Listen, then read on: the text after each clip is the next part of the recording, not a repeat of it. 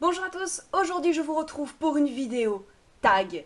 Et avec un tag que j'ai découvert il y a très peu de temps, qui existe depuis moultes années sur Booktube, mais on va dire que vu que ça fait que 2 ans et demi que je suis sur Booktube, ça me laisse le temps du coup d'avoir découvert ce tag. C'est le Book Sacrifice Tag. Donc le principe c'est qu'il va y avoir des petites mises en situation et à chaque fois il faut qu'on trouve le livre qu'on va utiliser. Principalement ce sont des livres que nous n'avons pas aimés ou que nous avons détesté carrément. Je trouve ce tag très drôle, surtout les mises en situation, et c'est parti. Première situation. Vous êtes dans une librairie en train de flâner dans les rayons, quand soudain, une apocalypse zombie se met en place.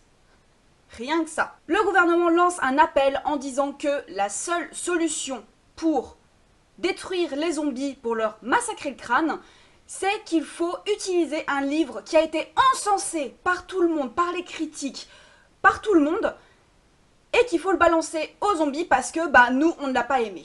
Ceux qui suivent mes vidéos, je pense que vous avez compris pourquoi je n'ai pas aimé ce livre. Pour les autres, je vous mettrai le lien en barre d'infos. Je ne vais pas non plus m'étaler à nouveau pendant 20 minutes pour expliquer pourquoi je n'ai pas aimé La Faucheuse alors qu'il est encensé par absolument tous ses lecteurs et je crois que j'ai trouvé qu'une ou deux personnes qui avaient juste un avis mitigé alors que moi je ne l'ai vraiment pas du tout aimé malgré ses points positifs. Il n'arrive pas à faire basculer la balance pour que je l'aime et du coup je me retrouve à balancer ce livre sur la tête des zombies pour me sauver la vie. Au moins il aura servi à me sauver la vie. Ça c'est déjà ça. Deuxième situation. Vous sortez du coiffeur avec une coupe en flic, vous êtes trop belle, sauf que quand vous sortez du coiffeur, une pluie torrentielle s'abat sur vous. Quelle suite de saga allez-vous utiliser pour protéger cette nouvelle coiffure? Ça a été très compliqué de répondre à cette question, j'ai dû y réfléchir pas mal de temps parce que, en général, quand je commence une série, c'est que voilà, la série en général me plaît, donc les suites me plaisent, même s'il y a peut-être des tomes que j'aime un peu moins que d'autres, mais globalement, les séries en général me plaisent. Et là, pas plus tard qu'il y a 10 minutes avant de tourner cette vidéo, je me suis dit mais oui, pourquoi t'as pas pensé à celui-là plus tôt? Alors je ne peux pas vous montrer le tome en question puisque je l'ai donné il y a quelques mois à Emmaüs, et c'est quand même un peu sadique de donner un livre alors qu'il n'y a peut-être pas les tomes précédents.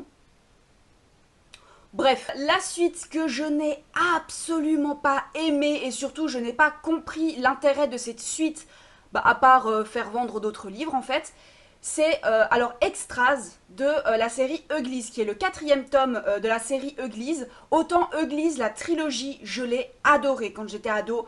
C'était une de mes séries chouchous qui m'a fait découvrir la dystopie, qui m'a fait aimer la dystopie et un peu les mondes d'anticipation. Donc c'est vraiment un de mes piliers de lectrice. Mais par contre Extras, oh là là! Pour vous dire, je ne me souviens absolument de rien par rapport à cette suite. Autant, ça fait des années que je n'ai pas lu Uglies, donc je pourrais pas vous raconter tous les tomes en entier, mais je me souviens des grands moments de chaque tome, que ce soit de Uglies, de Pretties ou de Specials.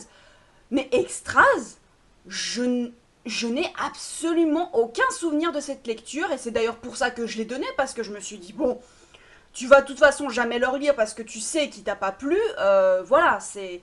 Le seul truc dont je me souviens, c'était la fin. Je suis persuadée que ce tome n'existe que pour les 4 dernières lignes. Je n'ai pas souvenir qu'il y ait eu un enjeu dans ce roman, je n'ai pas souvenir qu'il y ait vraiment eu quelque chose de fort dans ce roman, à part ces fameuses 4 dernières lignes, qui pour moi résumaient en fait l'intérêt de ce livre, c'est que il se passait quelque chose que moi je voulais à partir du 2e tome, et qui se passe au 4e tome. Voilà, c'est la seule et unique raison que ce tome existe pour moi, et du coup c'est pour ça que je l'ai donné, et du coup vu qu'il est plus dans ma bibliothèque,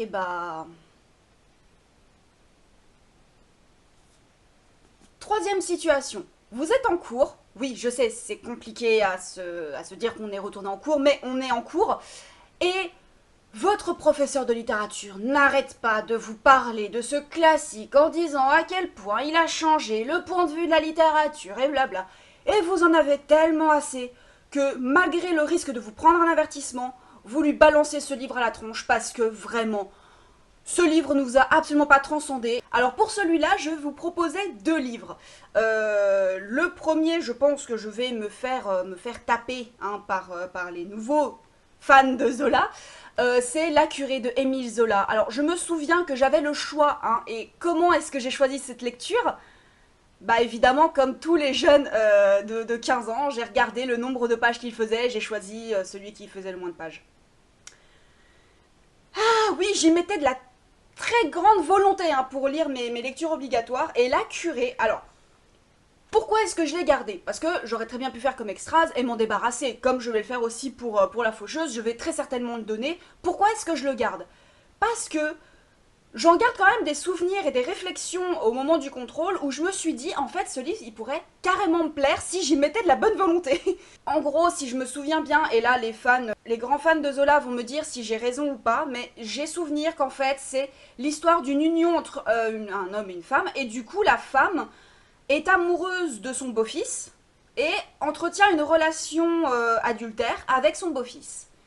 Voilà, donc je me dis, ça pourrait être vachement intéressant, et surtout, maintenant que j'ai mûri et que je me dis que je pourrais apprécier Zola, je me dis tout son côté naturaliste de dépeindre la réalité du monde et de la société de l'époque, ça pourrait carrément me plaire, ça pourrait vraiment être une lecture qui me plairait aujourd'hui, mais je peux vous dire qu'à l'époque ce serait le premier qui me serait tombé sous la main pour le balancer à ma prof de français, que je salue d'ailleurs si jamais par hasard elle tombe sur cette vidéo, mais désolée madame, mais je vous aurais balancé La curée dans la tronche, et non, je n'avais absolument pas lu ce livre, enfin en tout cas si je l'ai lu, mais en sautant absolument tous les passages de description.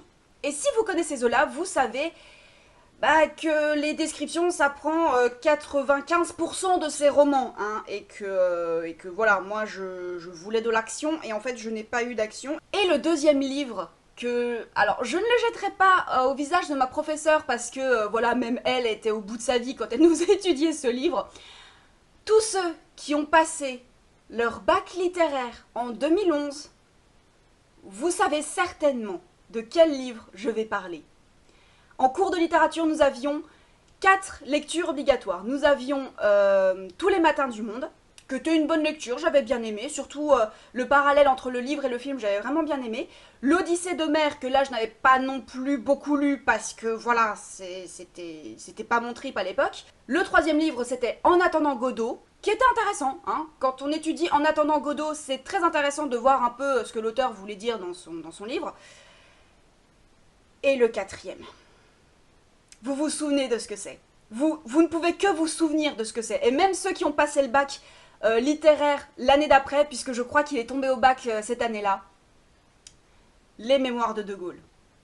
Et je sais que ma prof de littérature était très peu convaincue aussi par ce choix d'étudier Les Mémoires de De Gaulle, parce que ce livre, il y a très peu de livres que je n'aime pas, vraiment. Même dans mes lectures obligatoires, soit j'étais pas trop fan, soit j'arrivais quand même à y trouver un intérêt quand on l'étudiait en classe. Mais celui-là, c'était incroyable. C'était... en fait, pour tout vous dire, ce livre, j'ai lu 10 pages, et après je me suis dit, on va y aller en freestyle, parce que ce livre ne m'intéresse absolument pas. Et même ma prof de littérature, je me souviens, la pauvre, en plus, c'était, je crois, sa première année, sa première ou sa deuxième année où elle était prof de littérature, la pauvre, mais je me souviens à quel point elle avait une bouille de bébé, et la pauvre, elle devait se taper De Gaulle, quoi. La pauvre. Donc c'était un très mauvais moment à passer, pour elle comme pour nous. Et la quatrième mise en situation. Vous êtes dans une librairie ou dans une bibliothèque, et le climat part en cacahuète, c'est-à-dire que l'on tombe soudainement dans une ère glaciaire. Et pour survivre, il va bien falloir brûler des livres. Quels sont les livres que vous allez sacrifier pour survivre? Alors, team premier degré au rapport, je ne suis absolument pas fan, je ne cautionne absolument pas, et je suis absolument contre le fait qu'on puisse brûler des livres, hein, même si c'est Twilight, même si c'est des livres où on estime que ce ne sont pas de bons livres, que ce ne sont pas des chefs-d'œuvre au niveau du style, au niveau de l'histoire, etc. Je ne cautionne absolument pas le fait qu'on puisse brûler des livres. Quand je tombais justement sur des skyblogs où il y avait des photos du livre Twilight qui étaient brûlées, même si j'aimais bien Twilight à l'époque, ça me faisait quand même quelque chose, parce que je me disais, il y a quand même de l'investissement de la part de l'auteur pour transmettre un message, pour transmettre une histoire, et brûler un livre pour moi c'est inadmissible, c'est inimaginable pour moi qu'on puisse brûler des livres, et c'est vraiment quelque chose de très grave pour moi, parce que de un, bah déjà on brûle les idées d'un auteur et on brûle les idées, l'investissement que l'auteur a pu mettre dans un roman, et puis même pas que l'auteur, il y a aussi l'investissement de l'éditeur, de l'imprimeur, il y a énormément de personnes qu'on pénalise en brûlant un livre, voilà, il n'y a pas que l'auteur, il y a énormément de personnes derrière. Et en plus de ça, je ne suis absolument pas fan de l'idée de brûler les idées d'un auteur, puisque ça me fait énormément penser aux autodafés de l'Allemagne nazie. Donc c'est vraiment un truc que je trouve très grave et que je ne cautionne absolument pas. Donc même si... Alors je ne suis absolument pas dans la situation, hein, on est bien d'accord, peut-être que mon instinct de survie me dirait autre chose si je devais être dans cette situation, mais pour moi, brûler un livre est quelque chose de très grave, et même si on est dans une ère glaciaire où il n'y a pas d'autre solution, j'aurais beaucoup de réticence à le faire, parce que je trouve ça très très grave. Au-delà de ça, pour quand même répondre à la question, les livres que je brûlerais pour ma survie, ce seraient tous les livres qui incitent à la haine.